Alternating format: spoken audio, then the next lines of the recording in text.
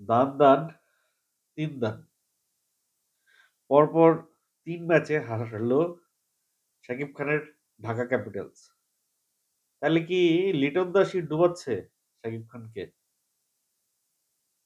ঢাকা ক্যাপিটালসের সবচাইতে দামি প্লেয়ার লিটন দাস এবং সবচাইতে বাজে খেলাটা খেলছে সে। ৩ ম্যাচে তার যে খেলার অবস্থা তাতে মনে হইছে যে সে একেবারেই ডিমোরাল হয়ে আছে।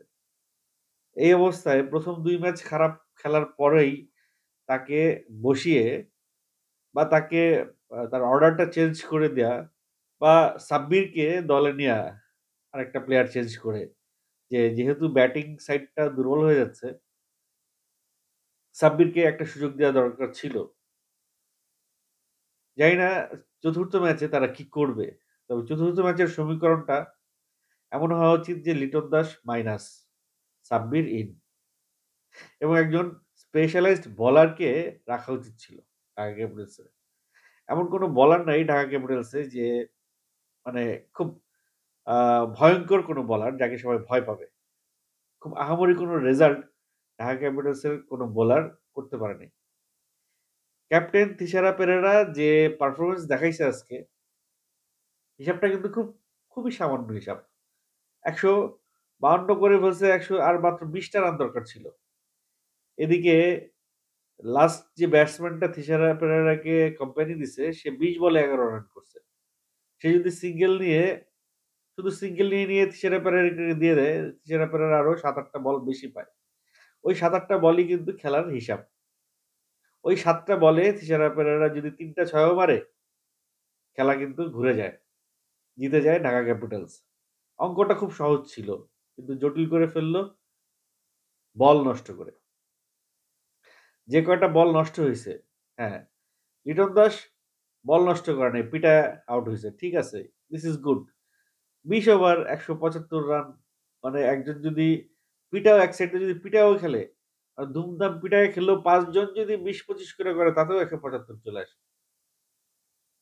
সেই জায়গা থেকে আমার মনে হয় যে টিমে কোন একটা বিশৃঙ্খলা তৈরি হয়েছে। টিমের ভেতরে কোন একটা আ আমার মনে হয় তাদের মধ্যে ইউনিটিটা নাই।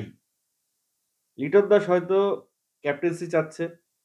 থিসারা পেরেরা হয়তো ক্যাপ্টেন্সিটা ঠিকমতো মানে যেটা সে এক্সপেক্ট করছে যে এই সাপোর্টটা বোলারদের কাছ থেকে, ব্যাটসম্যানদের কাছ থেকে, সেই সাপোর্টটা থিসারা পেরেরা পাচ্ছে না।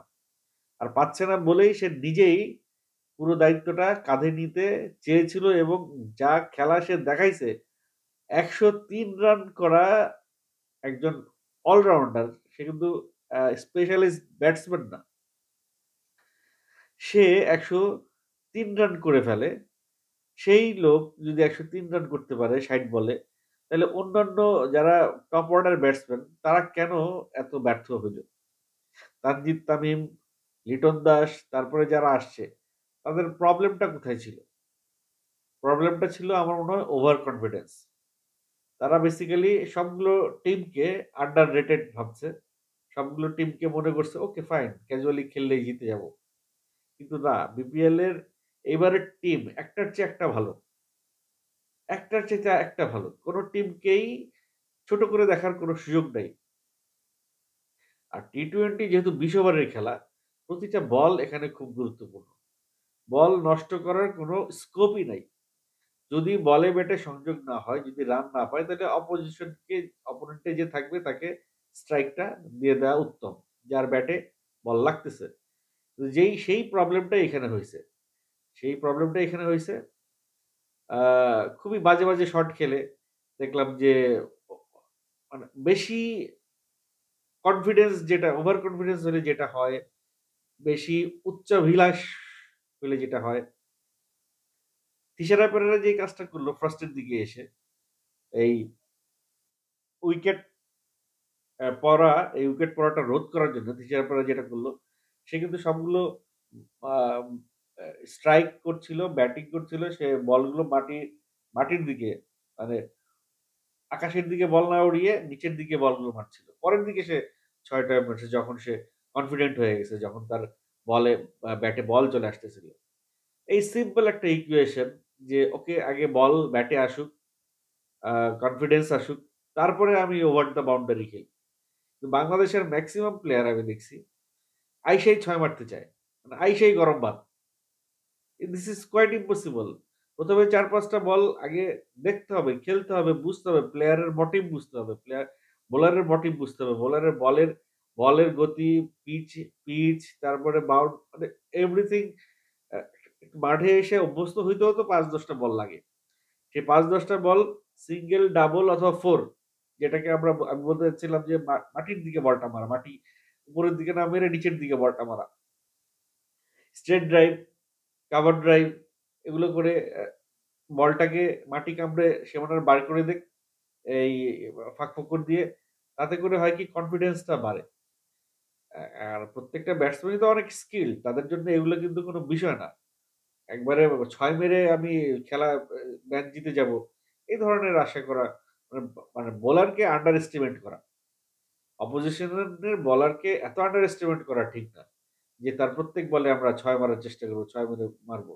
লিটন কুমার দাস যেই বলে ৬ টা মারল এবং যে স্টাইলে ৬ টা মারল, মনে হলো সে ঘুম থেকে উঠে আইসা ব্যাটটা নিয়ে টুক করে লাগাইছে।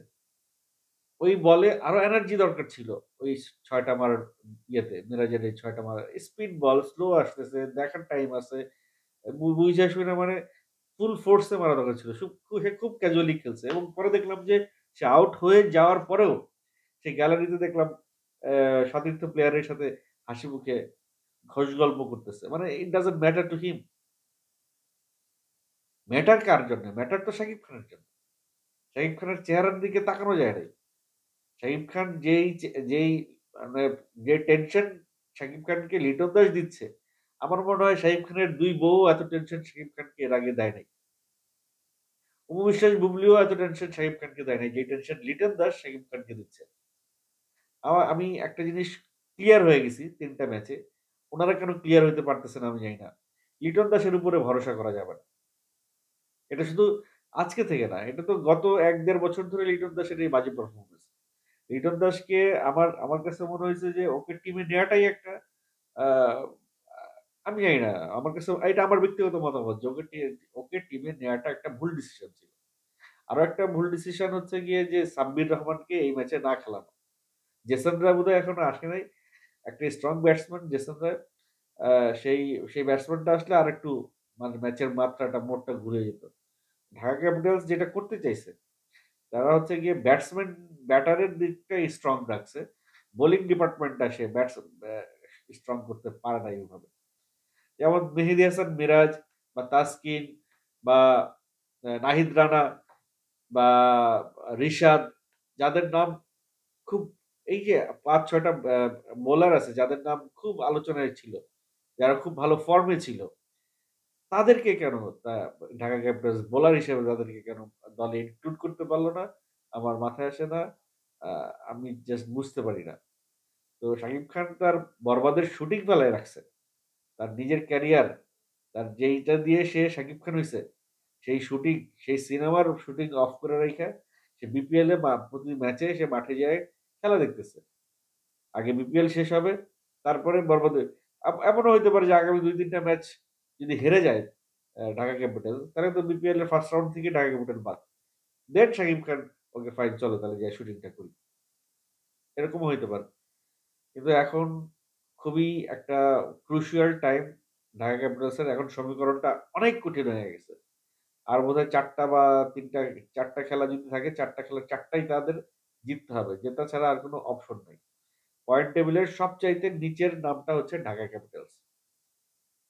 বিপিএল এর এবারের পয়েন্ট টেবিলের সবচাইতে নিচে তলানিতে গিয়ে ঠেকছে ঢাকা ক্যাপিটালস। এই সবচাইতে নিচে থেকে সবচাইতে উপরে যাওয়াটা মুখের কথা না। খুবই কঠিন কাজ করতে হবে সামনে। খুবই কঠিন। এই কঠিনের সহজ করার জন্যে টিমের ইমিডিয়েট একটা internal player meeting, player manager uh uh owner সবাই মিলে একটা ইমিডিয়েট মিটিং এ বসে এই প্রবলেম গুলো সলভ করে নিয়ে আসতে হবে। লিটন দাসকে তার যদি বাদ নাও দিতে চায়, লিটন দাসকে তার পজিশন থেকে সরায় অন্য পজিশনে খেলায় তিশারা পেরেরাকে সামনে নিয়ে আসতে হবে। যেহেতু সে ক্যাপ্টেন, সে কিন্তু অনেক দায়িত্ব নিয়ে খেলতেছে। বুঝাই যায় তার ব্যাটিং দেখলেই বুঝা যায়। সে টিমটারে জেতানোর জন্য সে প্রাণপণ চেষ্টা করছে যে না আমি এই টিমটারে জিতাই। তো সে এরকম একজন প্লেয়ার যখন আ ফার্স্টেই নামে, খেলার শুরুতেই নামে, তখন কিন্তু অন্যান্য প্লেয়াররা সাহস পায়। যে না, সে আছে মাঠে, তাকে হেল্প করি, তাকে সাপোর্ট করি, সে ভালো খেলতেছে, তার কারণে আমাকেও ভালো খেলতে হবে। আমি বুঝি না পরপর ২ টা ম্যাচ হারার পরেও কিভাবে ৩য় ম্যাচে আইসা একেকজন ব্যাটসম্যান এরকম আ দায়িত্ব জ্ঞানহীন ভাবে ব্যাটিং করে। শাকিব খান তো টাকা কম ঢালে নাই। যে যেই পরিমাণ টাকা সে ঢালছে এবং বিপিএল এর আগের যে ইতিহাস আছে, সেই ইতিহাস বলে বিপিএল এর কোন ম্যানেজমেন্ট তাদের প্লেয়ারদের টাকা ক্লিয়ার করে নাই। পুরাপুরি ক্লিয়ার করা নাই। সেই জায়গায় আমার কাছে মনে হয় যে ঢাকা ক্যাপিটালস এর এরকম কোন সমস্যা নাই। তারা মনে হয় আগে থেকে টাকা পাইয়া গেছে। পাইয়া যাওয়ার পর যাহ খেললে কি আর না খেললে কি টাকা তো পাইছি। এরকম টেনশন শুরু হয়ে গেলে তো খুব খারাপ। ওই যে যেমন কুকুর তেমন মুগুর। একটা কথা আছে।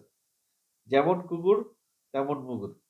তো ওই যাদের সাথে যেরকম ব্যবহার করা দরকার তাদের সাথে সেরকমই করা উচিত। টাকা আটকে রাখবে, ভালো খেললে, টিম ভালো করলে পুরো টাকাও পাবা, আ ইয়ের টাকাও পাবা। আ পুরস্কারের টাকাও পাবা। আর বাড়তি আরো তো অনেক কিছু থাকবে। ওই টেনশনে দেখা গেল যে অন্যান্য ক্রিকেটাররা, অন্যান্য ব্যাটাররা, বোলাররা ভালো করার আপ্রাণ চেষ্টা করতেছে। তো যাই হোক অনেক কটু কথা বলে ফেললাম। আ যারা খেলছে তারা তো অবশ্যই জান-প্রাণ দিয়ে খেলছে। কারো খেলাকেই আমি ছোট করছি না। সবাই তাদের জায়গা থেকে যতটুকু চেষ্টা করার ততটুকু করেছে। কিন্তু this is not enough. এটা যদি তাদের চেষ্টার লিমিট হয়ে থাকে, তাহলে এই টিম নিয়ে আর কোন আশা নাই। তাদেরকে এই চেষ্টার কয়েক গুণ বাড়ায় দিতে হবে। এবার বিপিএল এ যদি সিগনিফিকেন্ট কোন কিছু করতে চায় তারা। I hope আগামী খেলাগুলোতে শাকিব খানের ঢাকা ক্যাপিটালস খুব ভালো করবে। Best of luck for the next matches.